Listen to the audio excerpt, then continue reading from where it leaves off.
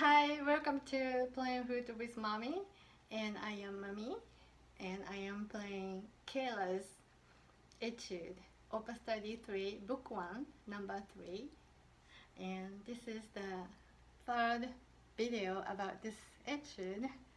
I've been playing from the beginning, little by little, and showing how I would play and how I'm explaining what I pay attention to, like which note is what kind of color, and so this is my third one, and I'm going to start from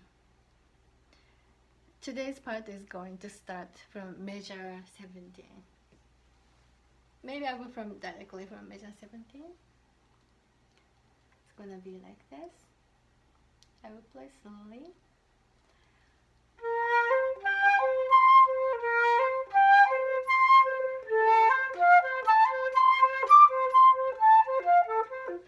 So this is 3-beat music, and then continuous 8th note and 2 notes connection, 2 note slurs, and this type of pattern always makes me think about as if I'm playing violin. I can't play violin, I can make note, I can make sound, but I cannot really play. But when violin player is using their bow, moving like this way, like very comfortable, like a wave or something, very subtle movement. So when I find this type of phrasing, I picture it, and then I will try to create the sound as if I'm playing violin. So 2 note connection is always heavy and light, and this is the 3-beat music, and it's very consistent. So and I think it's classical period music, so usually there is no too much surprises. So usually 2 notes connection. If it's not, then first note is heavy and second note is light.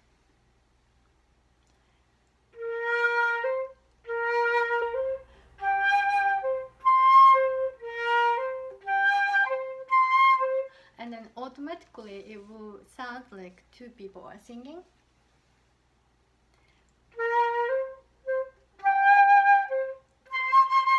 So like a center C, middle C is like a continuous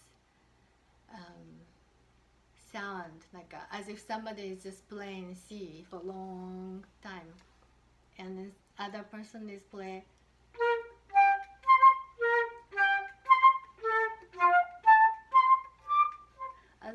This is like a second person is playing, and other person is playing.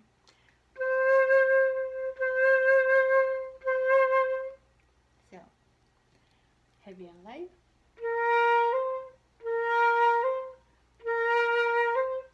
And I try to use the body movement to make good connection, but I don't do too much. As I move my body, I'm controlling everything else to make connection. So it's not going to be opposite. Like if you move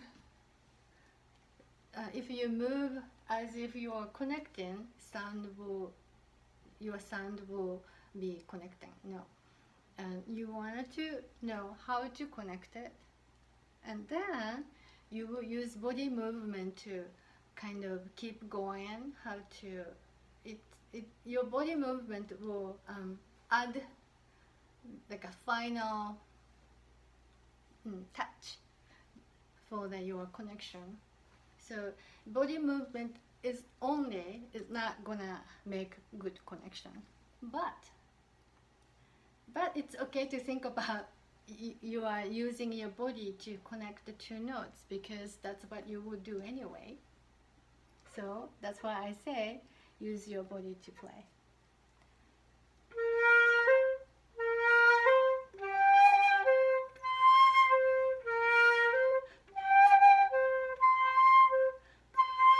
Like this kind of movement, I think you can see. So if I play in tempo,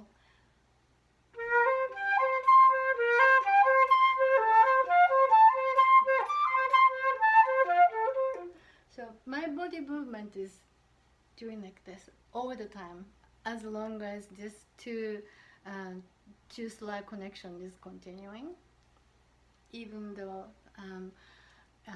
main phrase is moving differently, but because two connection is going, so my body movement is basically doing this.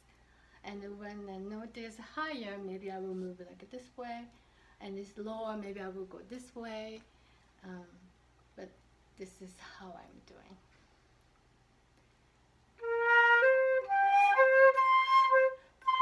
So if I play slowly, I notice that heavy note is kind of like a pushing, like a,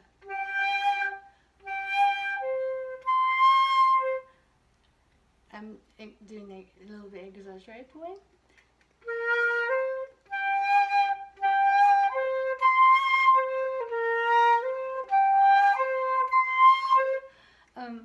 It's because if you play this in tempo, there's no I don't say no space, but usually you don't put the vibrato.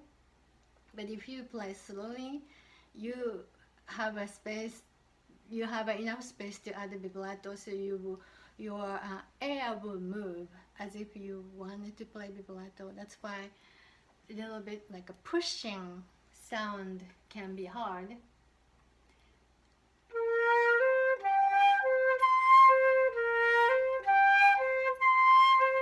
I think when you are trying to find a sound, it's okay to do this, as long as you know that you are doing it. I don't think people like it if you play this way on real stage, like if you are playing this music to somebody, or you're playing this for teacher, for example. I don't think it's that sound is not supposed to be pretty way to play. But for the exercise, you can do anyway, right? You can do any way to find your best sound. Like you wanted to find how you wanted to play. So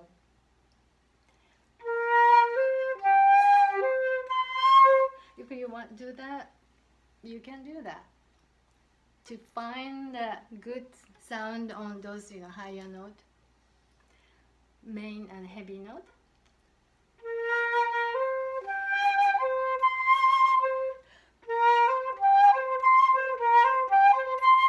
Eventually you will do the in tempo, and then that's not going to happen when you play in tempo.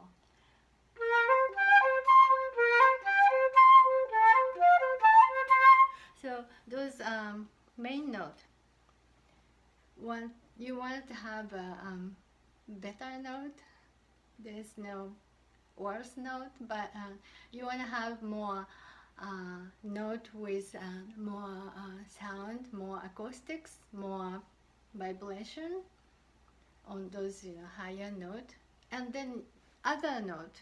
In this case, you in many continuous C, you can kind of hide, like a showing note and hiding note. This hiding note.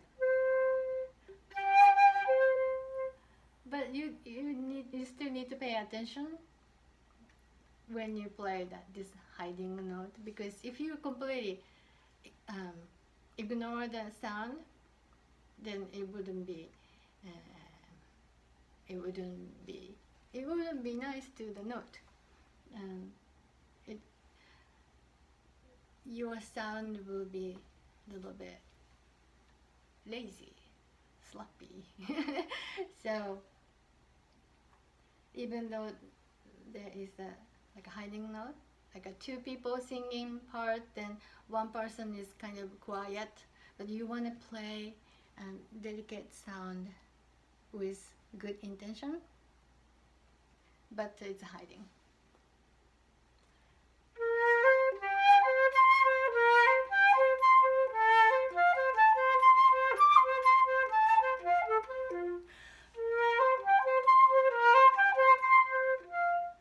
And then also, I noticed that I'm still doing this three movement, going 1, 2, 3, 1, 2, 3. Even the movement is a little bit more rhythmic, heavy and light, but in a big way, I'm still having this big something is going around.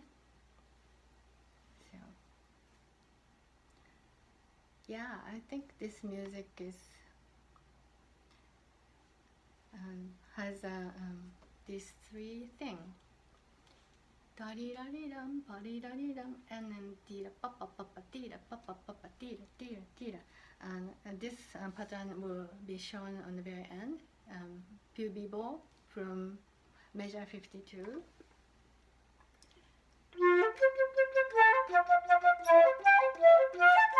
So